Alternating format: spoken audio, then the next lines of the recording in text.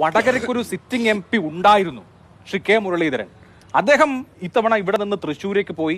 അങ്ങനെയാണ് ഷാഫി പറമ്പിൽ, വടകരക്കാരനല്ലാത്ത ഷാഫി പറമ്പിൽ ഈ വടകരയിലേക്ക് വരുന്നത്. ഇപ്പോൾ ഞാൻ വരുമ്പോൾ വടരേന്റെ ഷാഫി എന്നൊക്കെ പോസ്റ്റർ കണ്ടെങ്കിലും അദ്ദേഹം വടകരക്കാരനല്ല. അങ്ങനെ കെ മുരളീധരനെ ഇവിടെ നിന്ന് തൃശ്ശൂരേക്ക് അയക്കേണ്ട അടിയന്തര സാഹചര്യം എന്തായിരുന്നു? മുരളീധരനെ വടകരയിൽ നിന്ന് മാറ്റുന്നത് തൃശ്ശൂർ പിടിച്ചെടുക്കാൻ വേണ്ടിയിട്ടാണ്. തൃശ്ശൂരിൽ ഏറ്റവും ഫിറ്റിനഫായ കാൻഡിഡേറ്റ് മുരളീധരനാണെന്ന് പാർട്ടി ഒരു തീരുമാനമെടുക്കുന്നു. കാരണം ഈ സംസ്ഥാനത്തിനകത്ത് BJPക്ക് ഒരു സീറ്റ് പോലും കൊടുക്കുവാൻ താല്പര്യം ഞങ്ങൾക്കില്ല.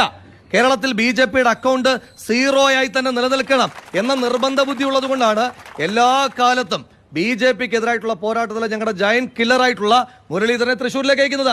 അപ്പോൾ വടകരയിൽ എന്തെങ്കിലും നഷ്ടം വരുന്നുണ്ടോ? ഇല്ല.